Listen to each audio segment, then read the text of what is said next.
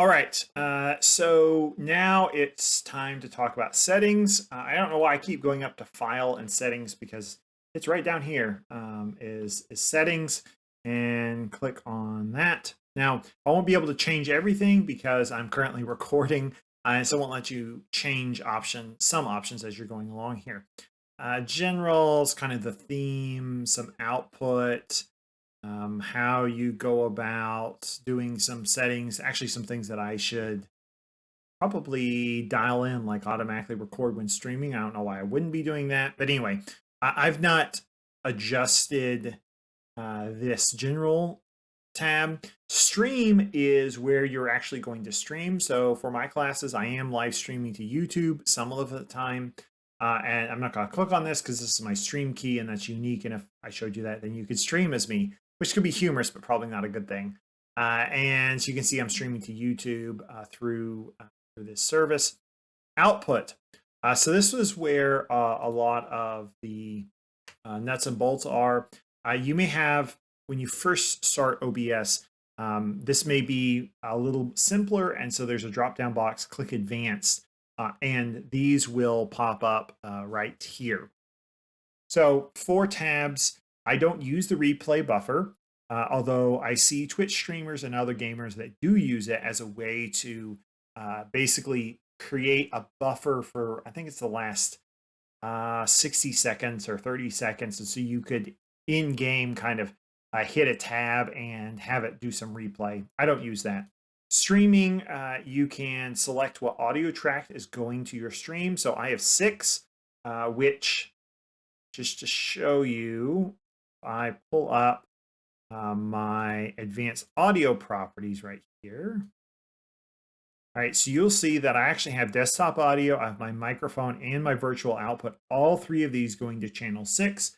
And then I have them individually going to separate channels. So they're going to separate channels so that I have separate audio feeds for each one of these that in post-production I can edit and remove something if I want to. So for example, I could get rid of the music if I didn't want the music in a recording, or if something sounded funny, I could adjust just that one, particularly volumes, right? So maybe the music's coming in too strong in the recording, and so I could adjust that without having to adjust all my audio. But I have them all going to channel 6. And again, going all to channel 6 is because I'm streaming channel 6. So that's showing that all my audio is going out just like that. The encoder I'm using, this is the best basically that my laptop has. If you had a better computer, you might have an NVIDIA encoder. I don't have that. Output resolution, I'm just trying to do some research right now as to what's best for me. And then some other things here, bitrate is super important. I've set it to 2500 right now, which seems to be working for the most part. Obviously, I would like to do higher, but I don't want to outpace my bandwidth. So audio, as relates to our conversation right now, this audio track is important. But if we click on audio here, sampling rate, they have a bunch of auxiliary mics here. I have not played around with that, and I don't quite have a good grasp of when you might use those. It's possible you would use those in the same way that I'm using Voicemeeter, and so I'm just not using that. But my desktop audio is set to cable B. So this is VB audio cable B. I'll pull that up here in a second. So that's actually a virtual audio cable. So imagine in the days where you have, even today, you have cables running from your guitar to your amp and these types of things, and they run into the mixer.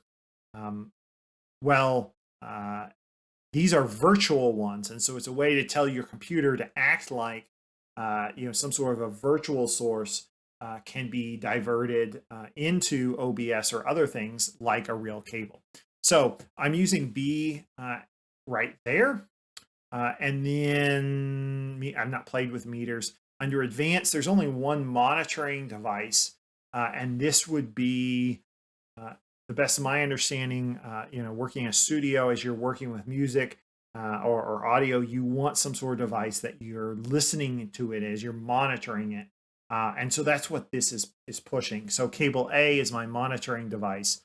And to pull up Voicemeeter again, so I actually have those cables plugged in right here. So you can see right here, cable A and cable B. So if I want to hear again, so cable A is basically my monitoring device, my pair of headphones I would listen to my audio with. So you can see in Voicemeeter, I can track it, but it's not being pushed to anything. If I click on A1, I start hearing my own voice back to me, which would be great in some situations. I usually have this off when I'm teaching because it's distracting to have my voice going back. And then here's cable B. And again, I've got a diagram to kind of explain. Let's change that. That's not good. Cable A. I've got a diagram to try to explain how I have all this set up. I've not messed with much with regards to hotkeys, but audio settings, that's basically it right here. Video resolution, that's separate. I need to work on setting up good hotkeys. I have not gotten to that yet. You can make some adjustments in here on recording and how you would make some changes, but those aren't things that I'm doing right now.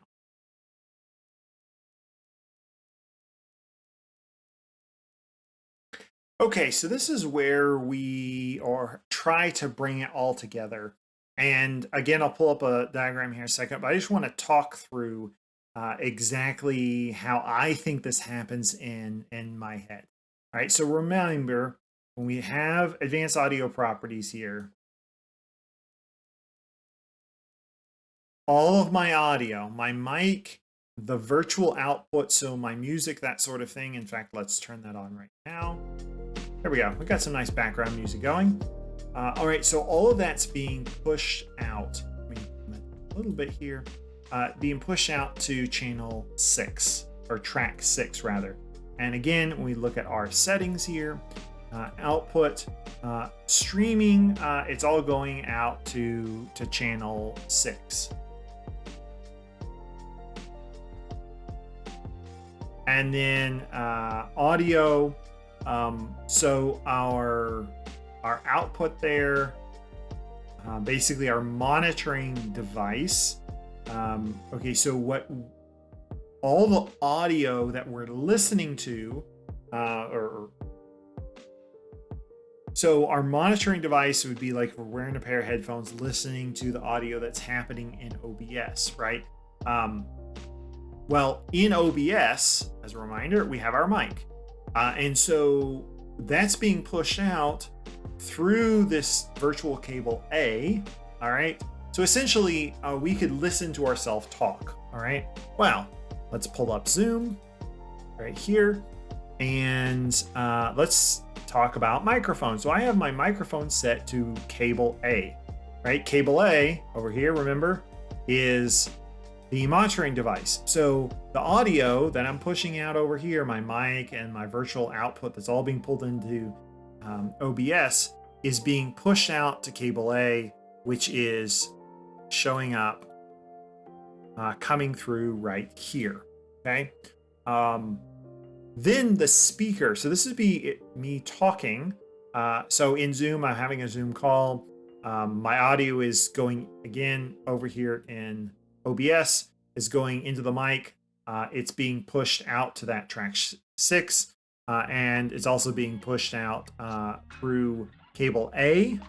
All right, so the monitoring and cable A is being fed into Zoom. All right, so that's how the audio is getting into Zoom here. And so if the music's too loud for people in Zoom, I come over here and I can adjust the audio. If my mic's too soft, I can bring my audio up, that sort of thing, okay? Now, the other issue is the speaker. So in Zoom, right, normally you have a pair of headphones, perhaps, right? And so you're listening, and they also have a microphone on them, and that's how you're talking. Well, so they're set up separately. So you see here the speaker. So what I'm hearing, my colleagues or my students, they're speaking, I'm listening to them, I'm pushing that to this virtual cable B, right? And so virtual cable B is picking all of that up. If I pull up Voicemeeter, I could actually monitor that here.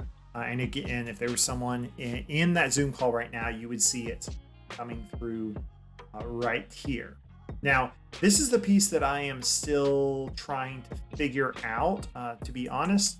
And I believe what I need to do is then over here set up a way to record that, and I'd be able to get there. And in fact, I think